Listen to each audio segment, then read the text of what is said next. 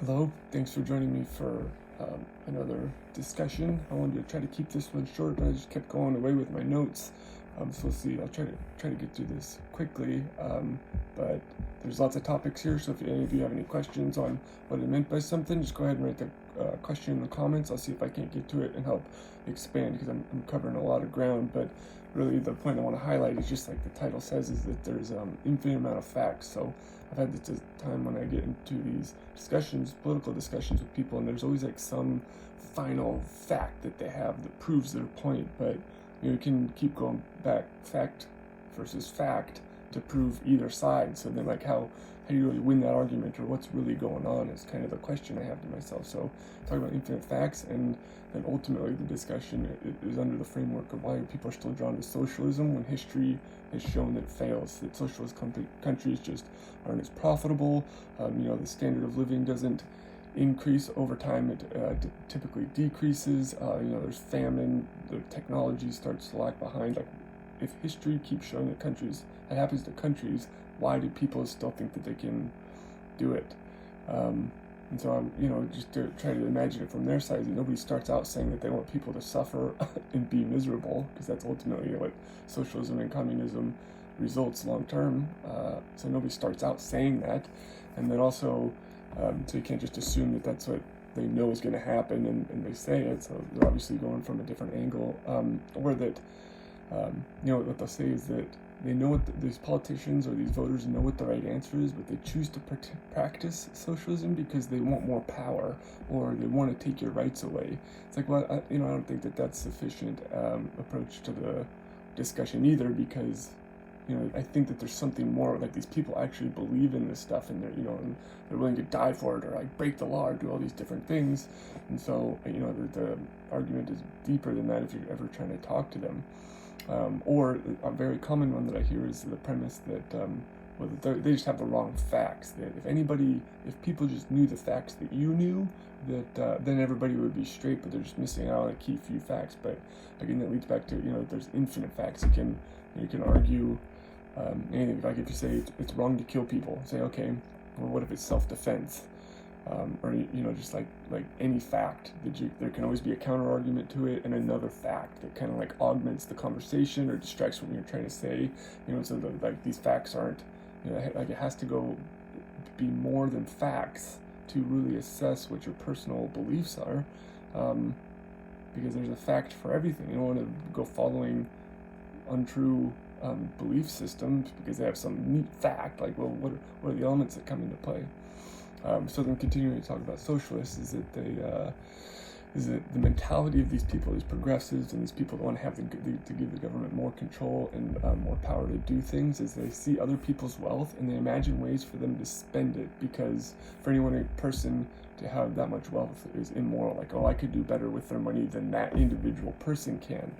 And they think that with more careful government oversight, that they can make better use of wealthy individuals' money than those individuals can.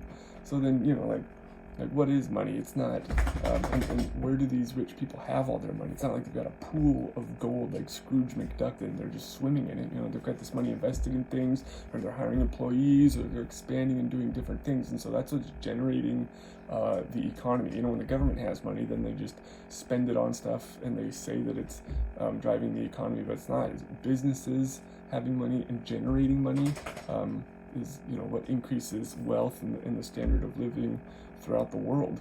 And so then those people that have a lot of money, they're not just sitting on stacks of cash that or usually have invested back into their company, or they're doing other things with it.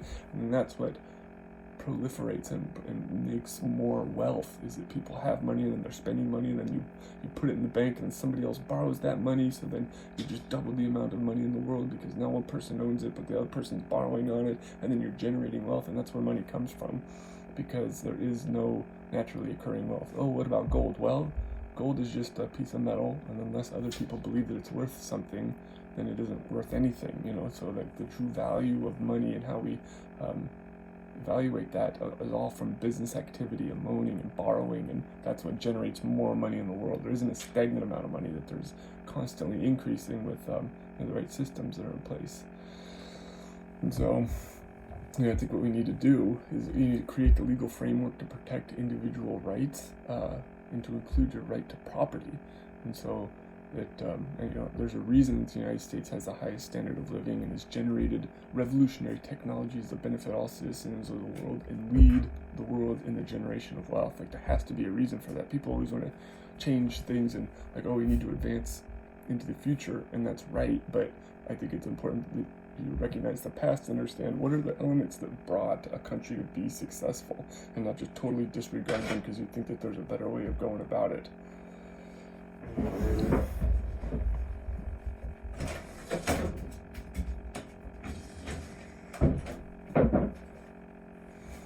So the problem with socialism and communism is this mob mentality that the idea that nobody understands or holds the competence to spend their money better than a government agency. So that's why they shamelessly take people's hard-earned money and tell the citizens they're achieving a greater good by violating a few individuals, the high earners, their individual rights to property, and then they redistribute in a manner that supports whatever political narrative the politicians are looking to drive. Or if people really believe that, then they're going to tax the money, it's going to be used for some greater good.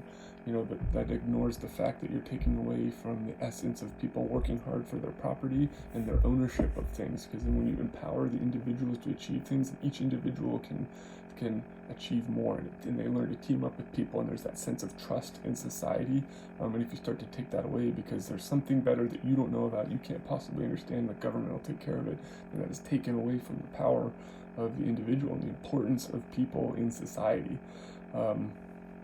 So there was several important things, like the Magna Carta, so helped give people individual property, and then there's the U.S. Constitution, which has the U.S. rights, and the American dream are all things that really start to empower the individual. The American dream is you can get whatever you go after, and it's got the legal framework in the United States to support that. You're not just going to be overrun by some government agency that says you're not allowed to do it for whatever reason. That it's a meritocracy, and if you work hard, that you can succeed, and the power to protect that. Because what if you work hard for a house and you save all your money, and so you're hoping that there's not a bunch of inflation that's going to destroy the value of your savings, and then you buy a house, that the government can't just take your house away from you, because why would you work hard for something if somebody else can just take it? And so that's kind of what drives the human excitement to work hard and invest in the future, because in the future it's going to pay off the returns. You can sacrifice the effort you're putting today into the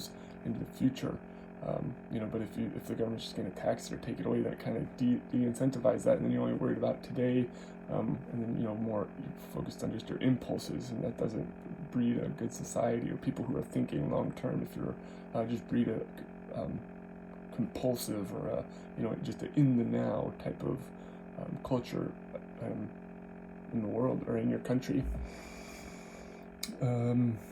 And so in conclusion, I think it is important to understand why America became so wealthy before we start talking about the changes that diverge from the cultural norms that got us here.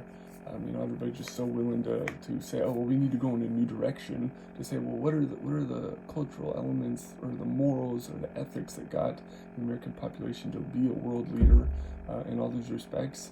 And to cherish those, and because I feel like right now they're not cherishing those culture and that norm of the individual rights and responsibility, and they're putting it all up on the stage for the government to take care of, because nobody can fix racism. It has to be the whole government has to do things to actively fight it, and that's a whole other discussion. But when you start to chip away at individuals' rights, and they're to include the right to property, by taxation or forcing them to do certain licenses or registrations, that those are all inefficiencies in the system, and then they make it worse. And so I just want to say, that yesterday was good, today is better, and tomorrow will be the best. And so that's how American capitalism works, and which causes the reduction in poverty and the increase in healthcare status throughout the world.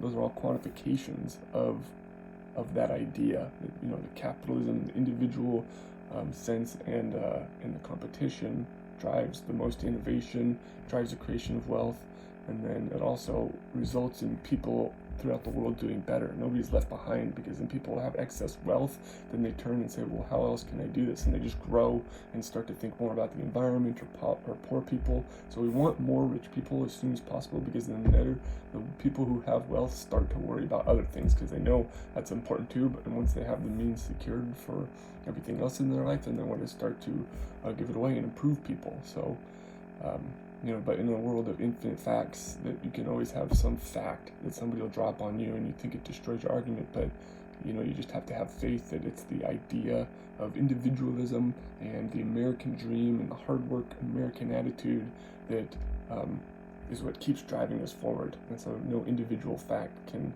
describe that whole scenario. And so don't, if you're talking with somebody, don't let their fun facts drop you out of the conversation. Just redirect it back to what is really important, and what are the things that have made America so great, and then is it staying in line with that or not? Because America's come a long way.